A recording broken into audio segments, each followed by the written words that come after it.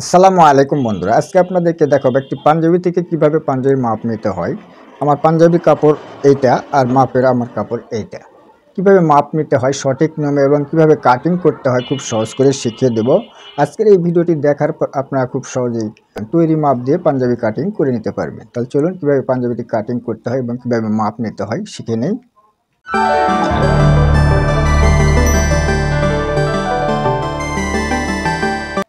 প্রথমে মাপ শেখাবো। মাপ কিভাবে নিতে হবে দেখুন, এরকমভাবে পাঞ্জাবি একটা প্লেন করে সমান করে বসিয়ে নিতে হবে। বসিয়ে নেওয়ার পর দেখুন এই যে কাঁধ রয়েছে, এই কাঁধ থেকে আমাদের ফিতাটি রাখতে হবে। এরপর আমাদের যতটুকু পরিমাণ ঝুল সে পরিমাণ ঝুল দিয়ে নেবেন। প্রয়োজনে আপনার বাড়ানোর প্রয়োজন হলে আপনি বাড়িয়ে নিতে পারেন। আমার এই পাঞ্জাবির ঝুল দিলাম 39.5 ইঞ্চি। আমি 39.5 ইঞ্চি লিখে নিলাম। এরকমভাবে ঝুলের মাপটি নেওয়ার পর এখন আমাদের বডির মাপ নিতে হবে। বডির মাপ কীভাবে নিতে হবে দেখুন, এই যে বগলের যে পার্ট রয়েছে, বগলের পার্ট থেকে দেখুন এই পার্ট থেকে আমাদের এরকমভাবে ফিতাটি রাখতে হবে। রাখার পর আমাদের যতটুকু পরিমাণ মাপ আসবে ঠিক সেই পরিমাণ দিয়ে নেবেন। যদি আপনার লুজের প্রয়োজন হয় আপনি লুজ বাড়িয়ে নেবেন। কেমন? এরকমভাবে আমার হলো 39 ইঞ্চি, আমার 39 ইঞ্চি লিখে নিলাম। এরকমভাবে নেওয়ার পর এখন আমাদের নিতে হবে পেটের মাপ। পেটের মাপটা নিয়ে নিতে হবে। এক সাটা পাঞ্জাবি অবশ্যই পেটের মাপ নেবেন। পেটের মাপ নিয়ে ফিতাটা এরকমভাবে রাখতে হবে। আমার এই পাঞ্জাবি পেটের মাপ রয়েছে 18 ইঞ্চি, অর্থাৎ 18 দুগুণ 36 ইঞ্চি। আমি পেটের মাপটাও লিখে নিয়েছি।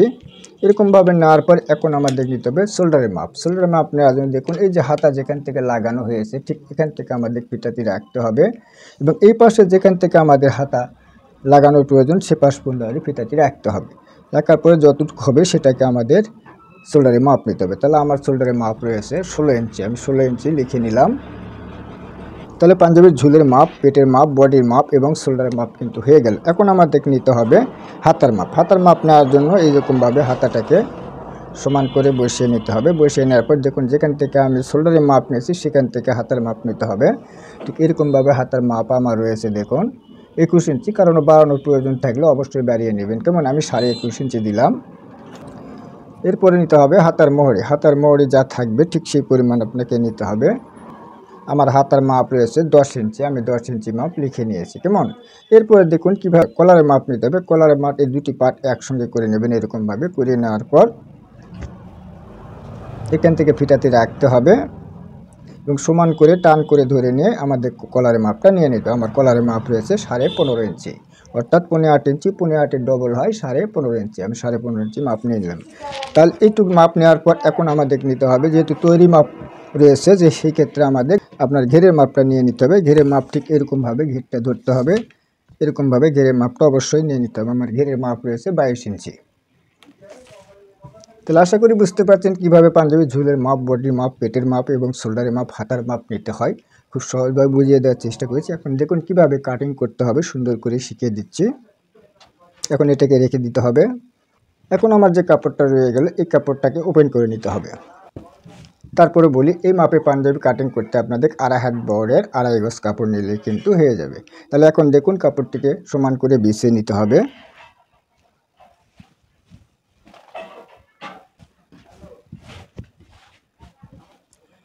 এরকম করে এক পার্ট করে নেওয়ার পর কাপড়টিকে এরকম করে ভাঁজ দিয়ে কাপড়টিকে 2 পার্ট করতে হবে। এরকমভাবে কাপড়টিকে 2 পার্ট করে 2 পার্ট কীভাবে করে নিতে হবে, আপনার যতটুকু নিচের ঘের রয়েছে ঘেরের মাপ অনুযায়ী কিন্তু এটাকে 2 পার্ট করে নিতে হবে। এরকমভাবে সুন্দর করে 2 পার্ট করে নেওয়ার পর এখন আমাদের নিচে একটা দাগ করে নিতে হবে কাপড়টিকে সোজা করার জন্য।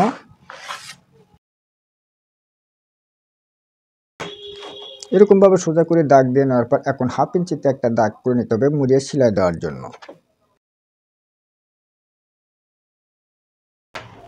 এরকমভাবে দাগটি করে নেওয়ার পর এখন আমাদের নিতে হবে ঝুলের মাপ। ঝুলের মাপ নেওয়ার জন্য এরকমভাবে ফিতাটি রাখতে হবে। আমার ঝুল রয়েছে 39.5 ইঞ্চি। আমি 40 ইঞ্চিতে একটা মার্ক করে নিচ্ছি। নেওয়ার পরে এই দাগটা সমান করে নিতে হবে। এরকমভাবে দাগটি সমান করে নেওয়ার পর আমাদেরকে এখন আরমোলের মাপ নিতে হবে। আরমোলের মাপটা কীভাবে নিতে হবে দেখুন, এই যে তৈরি মাপ যেহেতু আমার আরমোলের মাপ রয়েছে 8.5 ইঞ্চি। 8.5 ইঞ্চি যদি মাপ আর্মহোলের থাকে তাহলে আপনাকে এখানে কাটিং করতে হবে 7.5 ইঞ্চি। আমি 7.5 ইঞ্চিতে একটা মার্ক করে নিচ্ছি।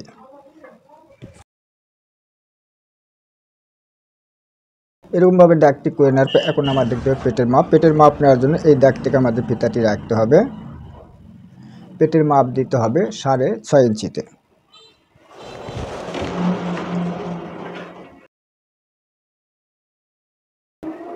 তাহলে দেখুন আমি বডির মাপ, পেটের মাপ এবং ঝুলের মাপটা দিয়ে নিলাম। এখন আমাদের মেজারমেন্ট অনুযায়ী মাপটি করে নিতে হবে।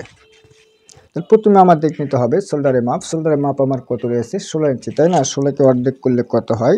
8 ইঞ্চি। 8 ইঞ্চি নিতে হবে এবং সেলাই মার্জিন অবশ্যই নিয়ে নিতে হবে। নেওয়ার পরে এখন বডির মাপ নিতে হবে। বডি রয়েছে আমার 39 ইঞ্চি, তাই না? 39কে 4 ভাগ করলে হয় 15.10। এখান থেকে 15.10 নিতে হবে এবং সেলাই মার্জিন অবশ্যই নিয়ে নিতে হবে। পেটের মাপ রয়েছে আমার 36 ইঞ্চি। 36কে 4 ভাগ করলে হয় 9 ইঞ্চি। 9 ইঞ্চি নিতে হবে। এখানেও সেলাই মার্জিন নিয়ে নিতে হবে। নিচের ঘের কত ইঞ্চি দিয়েছি, এখন কত নিতে হবে? 22 ইঞ্চি। 22কে অর্ধেক করলে হয় 11 ইঞ্চি। এখান থেকে 11 নিতে হবে এবং সেলাই মার্জিন অবশ্যই নিয়ে নিতে হবে। এরকমভাবে দিয়ে নেওয়ার পর এখন আমাদের যা করতে হবে এই দাগগুলিকে সমান করে নিতে হবে।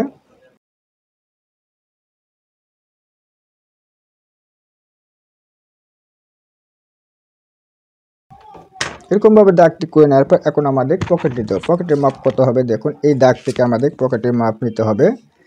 এই পাঞ্জাবের জন্য পকেট দিতে হবে 6.5 ইঞ্চি। আমি 6.5তে একটা মার্ক করে নিলাম।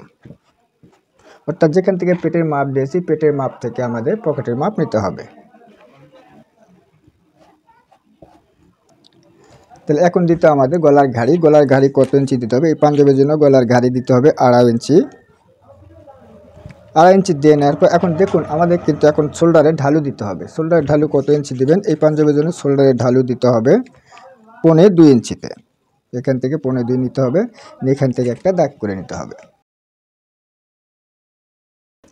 এই দাগটি করে নেওয়ার পর শোল্ডারের মাপ আমার এখানে যা রয়েছে ঠিক শোল্ডারের মাপটা এখানেও ঠিক তাই নিতে হবে। নেওয়ার পর এখানে একটু রাউন্ড শেপ করে নিতে হবে। এরপরে যা করতে হবে আমাদের এই দাগ থেকে এই দাগটা সমান করে দিতে হবে। এরকমভাবে দাগটি করে নেওয়ার পর দেখুন আমাদের কিন্তু সামনের অংশটুকু হয়ে গেল। পিছনে পার্ট অনুযায়ী কিন্তু আমার এই আর্মহোলের দাগটা করে নিলাম। এখন আমাদের সামনা পার্ট অনুযায়ী করে নিতে হবে। এর জন্য আমাদের যা করতে হবে দেখুন এই যে দাগ রয়েছে এই দাগ থেকে আমাদের আরও 1/2 ইঞ্চি পরিমাণ বাড়িয়ে নিতে হবে। প্লেটের ফাড়া কত ইঞ্চি দিতে হবে? প্লেটের ফাড়া দিতে হবে এই যে দাগ রয়েছে এই দাগ থেকে 12 ইঞ্চিতে প্লেটের ফাড়া দিতে হবে। আমি 12 ইঞ্চিতে একটা দাগ করে নিলাম। এখন দেখুন সামনে পার্টে গলার ডাউন কত ইঞ্চি দিতে হবে? সামনে পার্টে গলার ডাউন দিতে হবে 2 ইঞ্চি। এরপরে কলার আমরা যখন তৈরি করে নেব তখন সে অনুযায়ী আমাদের শেপটা করে নেব। বর্তমান আমি 2 ইঞ্চিতে একটা মার্ক করে নিয়ে এই শেপটা করে নিচ্ছি। তাহলে দেখুন আমার সামনে পার্ট কিন্তু ড্রয়িং হয়ে গেল। এটাকে এখন কেটে নেব।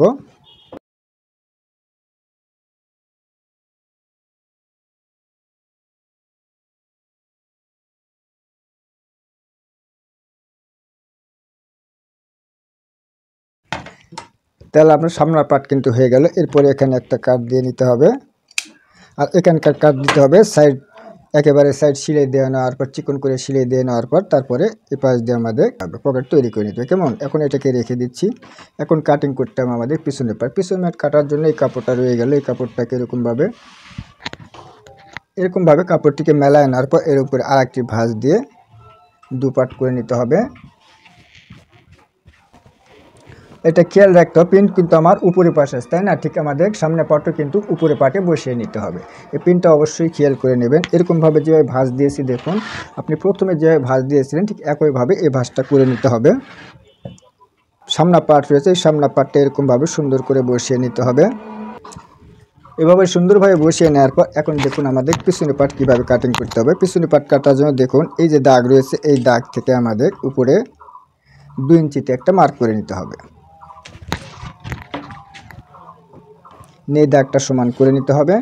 এখন আমাদের নিতে হবে অর্থাৎ যতটুকু আমি ঢালু দিয়েছি, অর্থাৎ শোল্ডারে যে ঢালু দিয়েছি, ঢালু অনুযায়ী আমাদেরকে এই দাগটা করে নিতে হবে। এই দাগটাও সমান করে নিতে হবে। এভাবে সমান করে নেওয়ার পর এখন আমাদের নিতে হবে কলারের ঘাড়ি। কলারের ঘাড়ি কত দিয়েছিলাম? 2.5 ইঞ্চি। এখানে কত দিয়েছিলাম? 2.5 ইঞ্চি। এখানেও 2.5 ইঞ্চি নিতে হবে। এখন নিতে হবে শোল্ডারের মাপ। শোল্ডারের মাপ আমার এই দাগ থেকে হবে। শোল্ডার আমার রয়েছে 16 ইঞ্চি। 16কে অর্ধেক করলে হয় 8 ইঞ্চি। 8 ইঞ্চি একটা মার্ক করে নিতে হবে এবং 1/2 ইঞ্চি সেলাই মার্জিন নিয়ে নিতে হবে।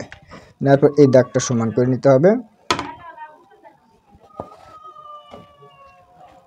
এরকমভাবে দাগটি সমান করে নেওয়ার পর এখন আর্মহোলের দাগটা করে নিতে হবে, রাউন্ডটা করে নিতে হবে। এভাবে রাউন্ডটি করে নেওয়ার পর এখন আমাদের কাঁধের ঢালুটি করে নিতে হবে।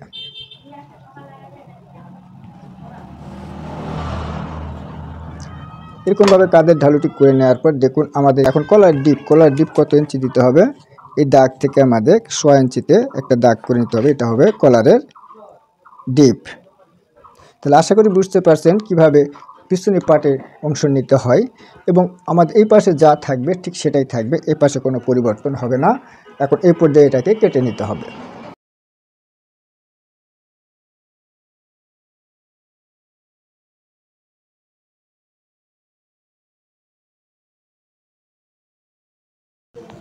তাহলে দেখুন আমার সামনে এবং পিছনে পাট দুটি পাটে কিন্তু সুন্দরভাবে কাটিং হয়ে গেলে এখন আমাদের হাতা কাটিং করতে হবে। কীভাবে কাটিং করতে হবে আমি শিখিয়ে দিচ্ছি। এটাকে উঠিয়ে রাখবো। এখন আমাদের হাতা কাটিং করতে হবে। হাতা কাটিং কীভাবে করতে হবে দেখুন, এখানে কিন্তু আমার প্রিন্ট রয়েছে উপরের পাশে, এপাশে কিন্তু উপরের পাশে হবে। তাহলে দুটি পাট কিন্তু সমান করে দুই পাটই উপরের পাশে রাখতে হবে। এরকমভাবে আমি দুটি হাতে একসঙ্গে কাটিং করব। আমি কাপড়টাকে মিলিয়ে নিয়েছি। নেওয়ার পরে এখন এই কাপড়টাকে ডবল একটা ভাঁজ করে নিতে হবে। এরকমভাবে ভাঁজটি করে নেওয়ার পর উপরে একটা দাগ করে নিতে হবে। দিয়ে এটাকে সমান করে নিতে হবে। এখন এখানে সেলাই মার্জিন বাদ দিয়ে হাতার সঙ্গে যে জয়েন দিবেন সেই সেলাই মার্জিন বাদ দিয়ে একটা দাগ করে নিতে হবে। দেখতে করে নেওয়ার পর এখন হাতার ঢালু দিতে হবে। হাতার ঢালু দিতে হবে 3.5 ইঞ্চিতে। এখানে একটা দাগ করে নিতে হবে। এই দাগটি করে নেওয়ার পর এখন আমাদের হাতার ঝুলের মাপ নিতে হবে। আমার হাতার ঝুল কত ইঞ্চি রয়েছিল?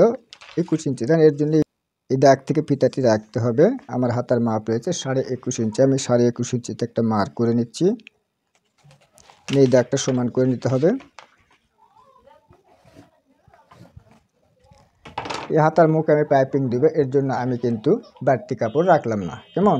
তাহলে হাতার মোড়ে আমার কত ইঞ্চি রয়েছিল? হাতার মোড়ে রয়েছিল 10 ইঞ্চি। তাহলে 10কে অর্ধেক করলে কত হয়? 5 ইঞ্চি। এখান থেকে 5 ইঞ্চি নিতে হবে। এখানে সেলাই মার্জিন অবশ্যই নিয়ে নিতে হবে। আরমোল আমার কত ইঞ্চি ছিল? আরমোল ছিল 8.5 ইঞ্চি। তাহলে এই যে দাগ রয়েছে এই দাগ থেকে আমাদের ফিতাটি এরকমভাবে রাখতে হবে। এরকমভাবে রাখার পরে 8.5-তে একটা মার্ক করে নিতে হবে। নেওয়ার পর এখন এই শেপটা করে নিতে হবে।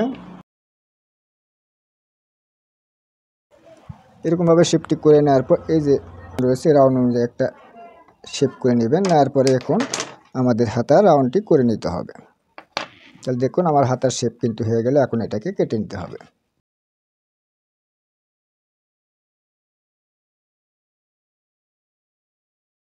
এরপর এখানে একটা কাট দিয়ে নিতে হবে।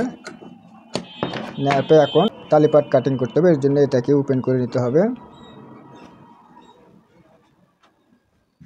ওপেন করে নেওয়ার পর দেখুন এখান থেকে আমাদের 1/2 ইঞ্চি 1 ইঞ্চি পরিমাণ কাপড় কেটে নিতে হবে।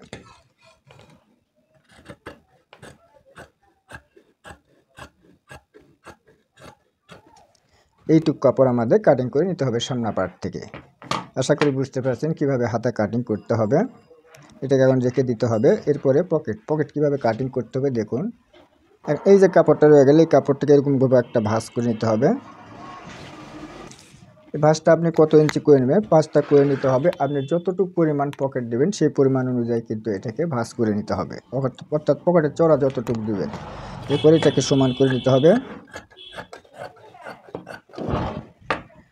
তাহলে আমার পকেটের চওড়া আমি দিয়েছি 6.5 ইঞ্চি এবং আমি লম্বা নিব 18 ইঞ্চি। নেওয়ার পরে এখান থেকে এটাকে কেটে নিতে হবে।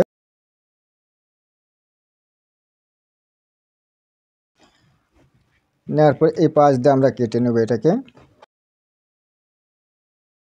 এরকমভাবে কেটে নেওয়ার পর দেখুন এখানে কিন্তু আমাদের চেক রয়েছে, অর্থাৎ যে পিনটা রয়েছে, পিন কিন্তু আমি এভাবে যদি পকেট দিই তাহলে কিন্তু আমার একটা পিন উপরে পড়বে, একটা কিন্তু নিচে পড়বে। এভাবে কিন্তু দেওয়া যাবে না। তাহলে আমাদের যা করতে হবে, এটাকে ঘুরিয়ে নিতে হবে। এরকমভাবে নেওয়ার পর এই যে কাপড়টা রয়ে গেল, এটাকে আলাদা ভাঁজ করে নিতে হবে। নেওয়ার পর এখানে পকেটের সাইজটি করে নিতে হবে। আর উপরে থেকে 1/2 ইঞ্চি কাপড় বাদ দিয়ে নিতে হবে। বাদ দিয়ে নেওয়ার পর এখন আমাদের পকেট কিভাবে নিতে হবে দেখুন। আর পকেট যত ইঞ্চি দিয়েছেন সেটুকু এখান থেকে বাদ দিয়ে নিতে হবে। 4.5 ইঞ্চি বাদ দিয়ে নিলাম। নেওয়ার পর এই যে কাপড়টা রয়ে গেল, এটাকে উপরে বসিয়ে নিতে হবে। বসিয়ে নেওয়ার পর এখানে একটা কাট দিয়ে নিতে হবে। এখানে একটা কাট দিয়ে, তাহলে কিন্তু আমাদের পকেট সুন্দরভাবে হয়ে গেল। বন্ধুরা, সঠিক নিয়মে কিভাবে একটি পাঞ্জাবি কাটিং করতে হয় খুব সহজ নিয়মে বুঝিয়ে দেওয়ার চেষ্টা করেছি। বন্ধুরা, ভিডিওটি দেখার পর যদি এতটুকু ভালো লেগে থাকে তাহলে অবশ্যই ভিডিওতে একটা লাইক দিতে ভুলবেন না। আর চ্যানেলে নতুন হলে চ্যানেলটিকে অবশ্যই সাবস্ক্রাইব করে পাশে থাকা বেল বাটনটি অন করে দিন। বন্ধুরা, সবাই ভালো থাকুন, সুস্থ থাকুন। আল্লাহ হাফেজ।